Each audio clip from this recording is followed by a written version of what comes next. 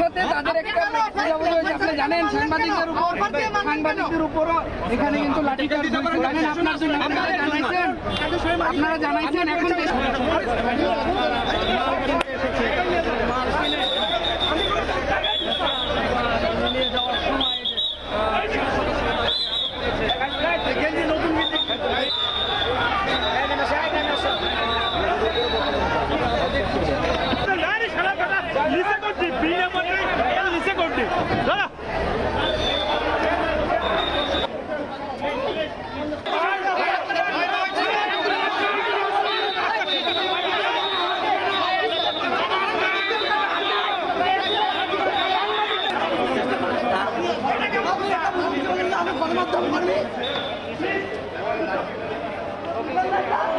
আমরা আসছিলাম সাধারণত লাইফওকে একটা অনলাইন পেজ আছে, এনারা অনলাইনে একটা পোস্ট দিয়েছিলেন যে আজকে বগুড়াতে তাদের শোরুম উদ্বোধন হচ্ছে এবং এইখানে তারা চেয়েছিলেন যে খুবই একটা রিজনেবল প্রাইস এবং ডিসকাউন্টে যারা ইয়াং জেনারেশন আছে তাদেরকে নতুন পোশাক দেওয়ার জন্য।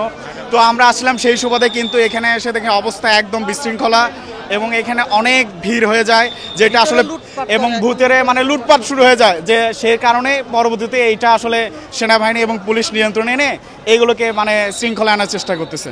এই জায়গায় এই লাইফওকেটা একটা হচ্ছে মানে বিশাল বড় একটা শোরুম দিছে, এরা হচ্ছে আপনার মানে এমনভাবে লাইফে প্রচারণা করছে যেটা মানুষের ভালোর জন্যই করছে।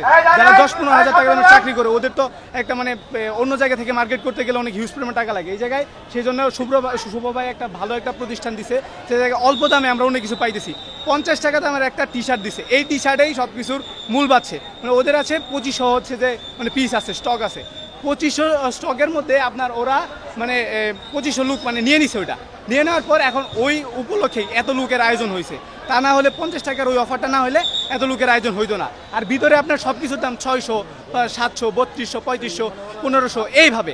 তাহলে মানুষ মানে হুজুকে একটা বাঙালি কথা আসছে না, ওই অবস্থা করে ভিতরে চলে গেছে। আর আমি মূলত আসছিলাম কোচিং থেকে বের হয়ে যাওয়ার সময় দেখি অনেক লোকজন হই হাল্লা, তারপরে আইন শৃঙ্খলা বাহিনী এখানে প্রোটোকল দিচ্ছে।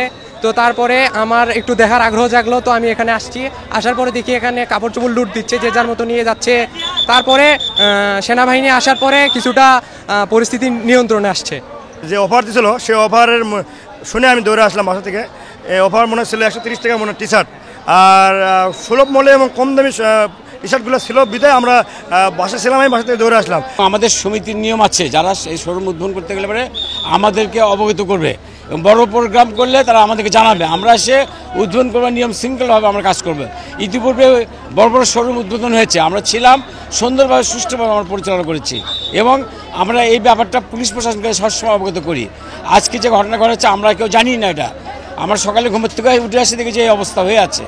এই জন্য বাড়ির মালিক এবং শোরুম মালিক দায়ী থাকবে। এটা শুধু এই শোরুমটা না, পাশে যে শোরুমগুলো আছে যদি লুটতরাজ হয় তাহলে আমার বাড়ির মালিককে এবং শোরুমের মালিককে দায়িত্ব বহন করতে হবে এটা।